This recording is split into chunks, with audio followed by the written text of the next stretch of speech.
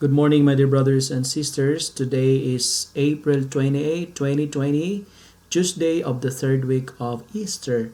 And our gospel for today is from the account of John, chapter 6, verses 30 to 35. In today's gospel, the crowd is asking Jesus for a sign.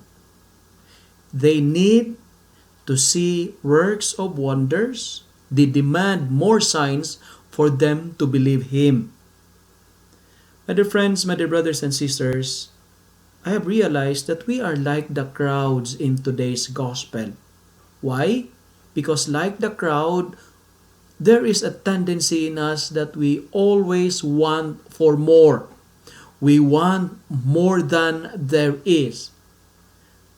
Actually, we are surrounded by God's love.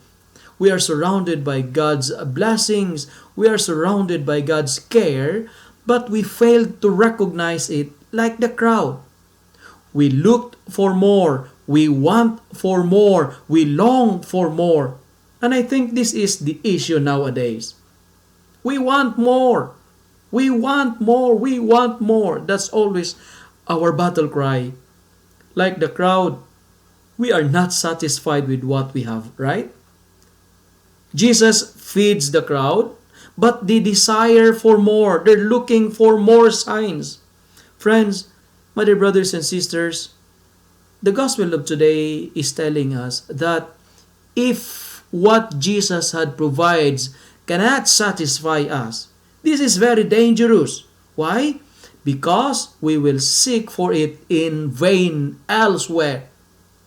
Friends, my dear brothers and sisters, the first challenge of today's gospel is this.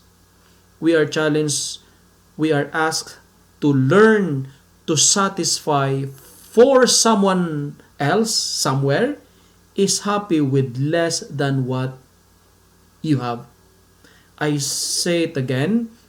Learn to satisfy for someone else somewhere is happy with less than what you have. Friends, in today's gospel, Jesus introduces himself as the bread of life, the one who can fully satiate, the one who can truly satisfy our innermost and deepest desire and longing in our heart. And he said, and I quote, "I am the bread of life. Whoever comes to me shall never be hungry, and whoever believes in me shall never be thirsty." End of the quote. Jesus, He is more than what the world can offer. If we have Jesus, if we have Him, we have all we need. Remember that. If we have Jesus, we have all we need. Whoever have Jesus lacks nothing. Friends, my dear brothers and sisters, take note of this, and this is a very beautiful. Satisfaction is not always the fulfillment of what you want. It is the realization of how blessed you are for what you have. My dear brothers and sisters, I want you to know that you are blessed with much. Just learn to appreciate. Today, look for your blessings, not the missing. Try to see your blessings, not what is missing. To conclude, Jesus came as the manna from heaven to give us life. Therefore, we are challenged to come to Him, to follow Him, and we will never be hungry and thirsty again. My dear brothers and sisters, the message of today's gospel is very clear. We cannot find satisfaction elsewhere.